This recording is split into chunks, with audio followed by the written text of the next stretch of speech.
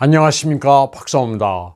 러시아 연방안전회의 부의장 드미트리 메드베제프가 손자병법을 인용해 특수 군사작전의 목적을 설명했다고 스푸트니크지가 21일 보도했습니다. 메드베제프는 일찍이 손자가 가로되 적들이 오지 않으리라는 희망을 품지 말고 자신의 힘에 의지하여 진지를 공고히 하고 대적할 준비를 해야 하며, 적들이 공격하지 않으리라는 희망을 버리고 자신의 힘에 의지하여 적들이 돌파할 수 없는 방어태세를 구축해야 한다는 구절을 읊었습니다. 메드베제프는 러시아가 특수 군사작전을 발동한 것은 우크라이나의 침략 가능성 예방과 동시에 돈바스 지역 주민을 보호하기 위한 것이라고 밝혔습니다. 메드베제프가 읊은 구절은 출전이 손자병법 구변편입니다. 러시아 매체 스푸트니크가 이를 보도하자 거의 모든 중국 매체들이 받아 기사화하면서 깜짝 놀랐다는 반응입니다. 중국인들도 손자병법 전체를 읽은 이가 드문데 러시아인이 어떻게 알고 인용했느냐면서 감탄하고 있습니다. 마리오폴에서 활약하고 있는 체첸 공화국 지도자 카디로프는 아조프스탈을 치아만 제외하고 완전히 장악했다고 밝혔습니다. 체첸의 전사들은 마리오폴에서 러시아군의 주력이었습니다. 아조프스탈이 완전 포위되자 우크라이나 대통령실 고문 미하일 포돌야크는 조건 없이 러시아와 협상하기를 원한다고 말했습니다. 마리오폴의 우크라이나 무장 세력과 민간인의 생명을 구하기 위해 대화를 하자고 했습니다. 우크라이나 협상 대표도 러시아 측이 협상에 동의하면 마리오폴로 달려가 1대1이든 2대2든 협상을 하겠다고 말했습니다. 젤렌스키도 다급합니다. 아조프스탈 지하에 1000명의 민간인이 있다고 호소했습니다. 우크라이나 측은 민간인을 아조프스탈 안에서 보호하고 있다고 주장하고 있습니다. 그런데 민간인을 안전한 장소로 대피시키지 않고 왜 안에 있도록 했는지 의문입니다. 아조프스탈을 지키던 우크라이나군은 이미 3000명 정도가 투항했습니다. 그때는 가만히 있다가 지금 와서 무슨 협상을 하자는 건지 러시아 측은 그 의도를 의심하고 있습니다. 지금이라도 무기를 버리고 투항하면 목숨을 보장한다고 최후 통첩을 여러 차례 발표한 바 있습니다. 러시아 측은 아조프스탈 안에 반드시 보호해야 할 서방 측의 중요 인사가 있는 것으로 보고 있습니다. 일설에는 지하에 생화학 무기 연구 관련 시설도 있는 것으로 전해지고 있습니다. 아조프스탈은 생각보다 견고한 요새입니다. 건설할 때부터 핵 공격에 대비해 만들었기 때문에 웬만한 재래식 폭탄으로는 깨기가 힘듭니다. 물을 주입하더라도 배수 시설이 있는 것으로 추정됩니다. 물로 무력화시킬 수 있다면 2차 대전 당시 독일군이 사용했을 텐데 수공은 하지 않았습니다.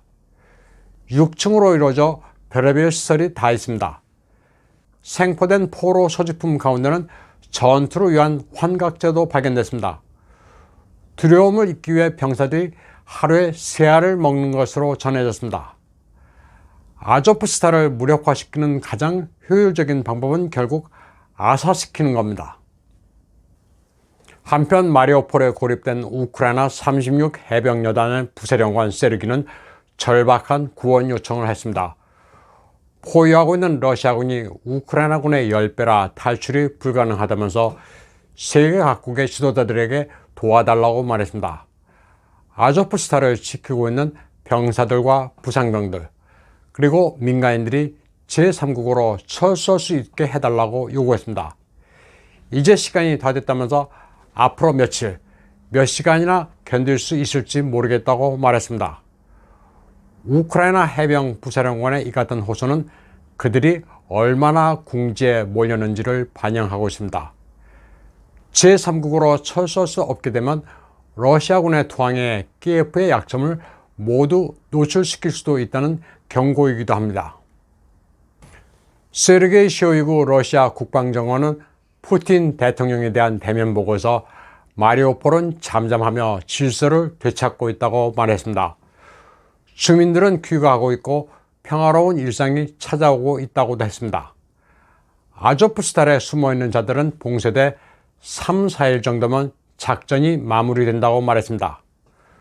쇼이구 장관은 지하터널 소탕 작전을 얘기한 건데 푸틴 대통령은 굳이 공업단지에 돌격할 필요는 없다면서 이전에 내린 명령을 취소한다고 말했습니다. 러시아군 장병의 생명과 건강을 최우선시해야 된다면서 아조프스탈 작전은 더욱 그렇다고 강조했습니다.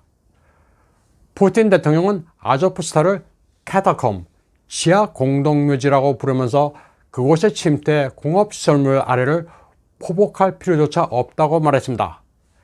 대신 아조프스탈을 파리 한 마리 빠져나갈 수 없도록 철저히 봉인하라고 했습니다.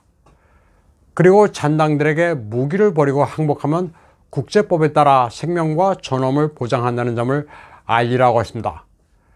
다친 사람들은 모두 치료를 받을 것이라는 점도 전달하라면서 그동안 마리오폴 장악에 애쓴 쇼이구 장관을 치하했습니다. 푸틴은 이 자리를 빌어 장병들에게도 축하를 전한다고 말했습니다. 이날 푸틴은 쇼이구와 가까이 마주 앉았습니다. 거대한 테이블에 5m 거리를 두고 보고를 받던 모습과는 확연히 달랐습니다. 거리를 두고 앉은 만큼 두 사람이 서로 못 믿는다는 식의 서방 측 추측보다가 범람했지만 결국은 기만술이었습니다. 마리오폴은 이미 러시아군이 완전 장악한 만큼 분위기도 여유롭습니다. 거리에서 러시아군의 T-80 전차가 시원하게 드리프트 주행을 자랑하는 모습도 보입니다. 러시아군은 돈바스 지역에서도 순조롭게 작전을 수행하고 있습니다. 루간스크 공화국의 우크라이나군 군사관리국장조차도 러시아군이 루간스크의 80%를 장악했다고 시인했습니다. 러시아군은 루간스크에서 대규모 포격을 하고 있습니다. 다연장 로켓을 동원한 러시아군의 화력이 워낙 강력해 안전한 지역을 찾기가 힘들 정도입니다. 포파스나를 장악한 러시아군은 전투 중에 우크라이나 24 여단에 배속된 미군 장교도 사살했다고 밝혔습니다. 그 증거로 미군의 우크라이나 관련 신분증과 여러 증명서들을 제시했습니다. 오랫동안 우크라이나에 머무르면서 군사훈련 등에 관여해 왔음을 알 수 있습니다. 마리오폴을 비롯해 우크라이나 전역에서 미군 장교가 활동하고 있습니다. 한편 미 CNN은 그동안 미국이 우크라이나에 지원해준 무기들이 어디로 가는지 행방을 알지 못한다고 보도했습니다. CNN은 소식통을 이용해 우크라이나행 무기를 추적할 방법이 거의 없다고 전했습니다. 보내주는 분량에 비해 소모 속도가 너무 빨라 전투에 쓰지 않고 딴 데 팔아먹은 것은 아닌지 의혹이 일고 있습니다. 우크라이나 군의 부패는 심각한 것으로 정평이 나 있습니다. 우크라이나의 방산거래업체 테킨팩스는 과거 폴란드, 슬로바키아, 불가리아가 양도해준 무기와 부품들을 이디오피아, 우간다 같은 나라에 되판 적도 있습니다. 2015년과 2016년 사이 팔아먹은 양이 2,950만 달러에 이른다는 보도도 있습니다. 우크라이나는 부패가 심해 통제가 잘 안되는 나라입니다. 우크라이나가 핵무기를 러시아에 반납하지 않았다면 지금 제3세계나 테러 단체들이 핵무기를 입수했을지도 모를 일입니다. 우크라이나가 러시아의 침공을 받은 것은 핵무기가 없어서가 아닙니다. 나토의 동진에 호응하면서 러시아를 노리는 비수가 되려 했기 때문입니다. 지정학적으로 완충국가로 남았다면 오늘의 비극은 없었을 겁니다. 오늘 방송은 여기까지 하겠습니다. 시청해주신 여러분 감사합니다.